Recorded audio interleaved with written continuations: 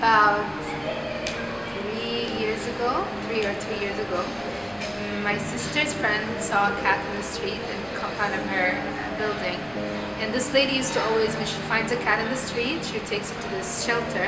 She pays like an annual something every month so that they take care of her and feed her and so on. And the cat was really cute, so my sister took it. And like we took her and we took care of her. I adopted one cat from it was outside my house, and then it was still a kitten, and it was during the winter time, so my dad took it home, and we didn't plan to have any cats yet at the time. But then, you know, as you take care of it, you grow, I mean, the love grows bigger, so you keep it at home, and then now it's one of my cat.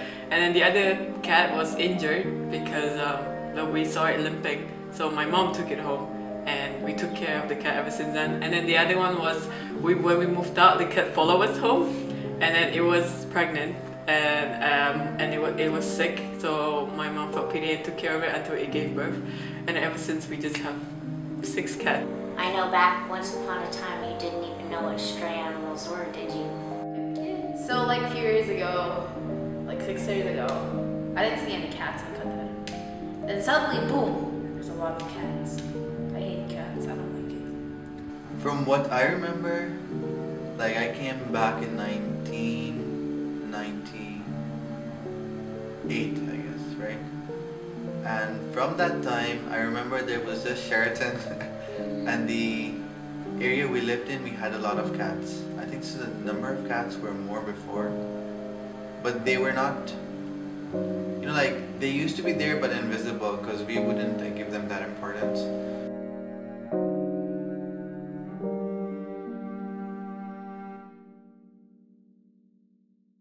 Well, when he was found, he had eye infection, and sometimes the eye infection can be treated, other times it can't be treated. So his case was one of those that it couldn't be treated. So one of the eye had to be removed. Now he's with one eye.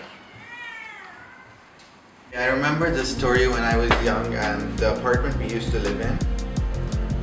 For some reason, the neighbors we had used to do barbecue up on the roof, so they had like leftovers of the meat. So the cats usually used to come up, you know, and eat after the barbecue, you know, the leftovers of the barbecue.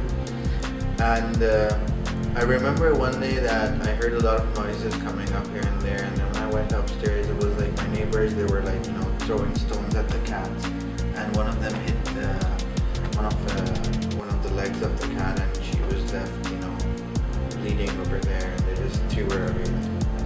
It was really sad. 2 days ago, I was driving in the streets, and I wasn't looking in front of me. I was just looking at the mirrors, you know, at my left and right.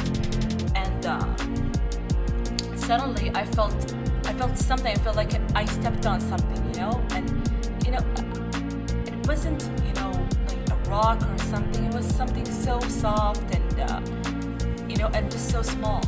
I looked at the mirror in front of me to see what was behind me, and it was a dead cat. It's like, it just, you know, from the bottom of our heart. So it's so difficult to see them in cages, but from what's happening out there, we think it's much better that they're here and, you know, they're safe and they're being fed. And yeah, they're safe basically.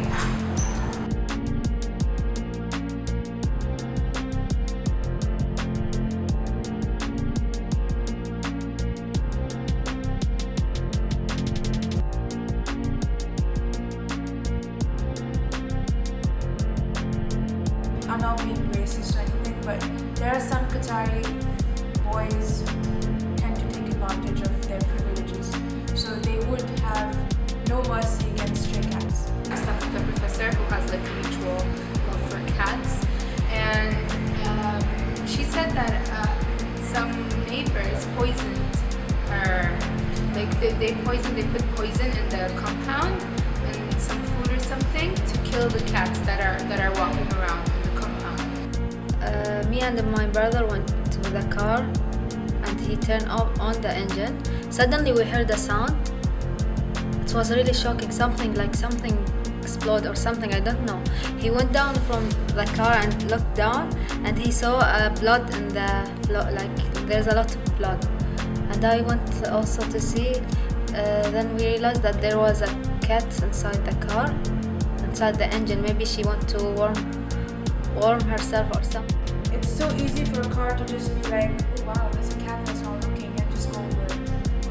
If you see, there's a wire that's actually placed at the bottom of his chin. He's very scared.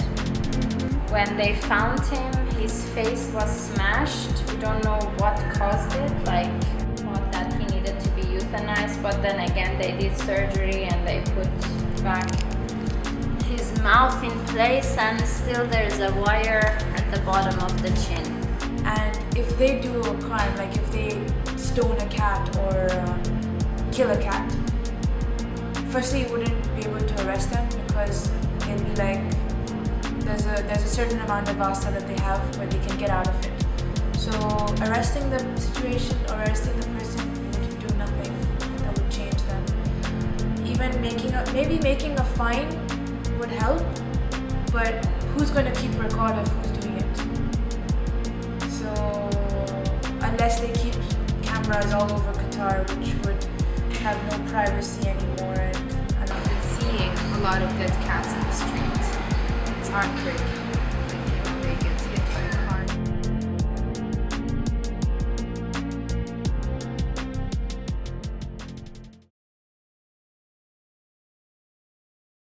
Still a lot of stray cats running around, and people hated them because they go to their car and they scratch their car, so people tend to call the pest control to, I don't know, do stuff to the cat, and yeah, that is heartbreaking. There's this like cat in our apartment. She's a stray cat, and for some weird reason, she always wants to sleep on my car. My car, of all things. Like, of all cars, there's like 100 cars within my car. My car. It's clean. It was just clean. Like the other day, it was just clean. And then I walked down. It's like there's some footprints, cat prints, on my windshield. I was like, cat.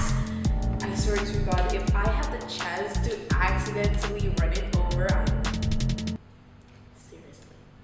I generally don't like cats because I personally find it disgusting. I'm sorry for the people who have like animal rights and all that, but I don't like cats, and I shush them away most of the time because I don't like them around me when I'm eating or walking or sitting. They just bother me. I don't feel comfortable sitting around cats.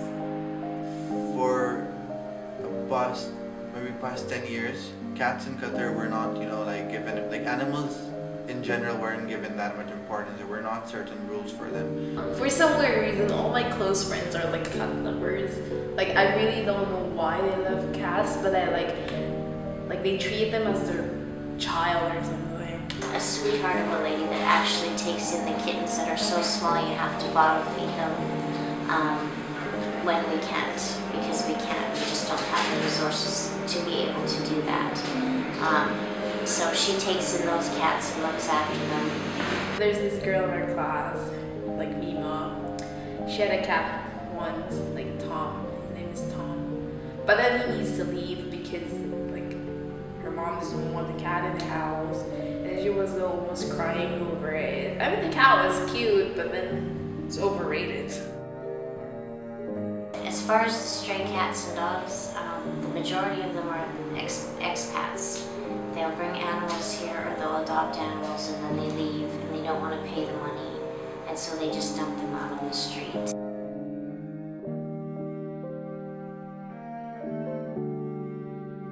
The only way the government could really help these cats is by making a shelter, but shelters usually run through charity funds, and you're not going to get enough charity all the time. And how many cats can you save? And if they're stray, then they're usually going to just reproduce, and you can't stop that from happening.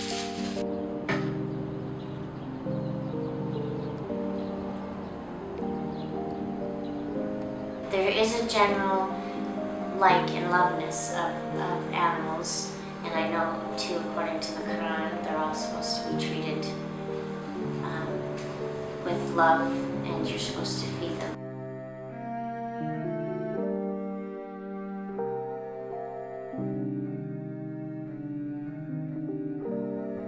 think it's everybody's responsibility. It is up to everybody to be aware. I think the most important things to do, though, are spay and neuter and vaccinate.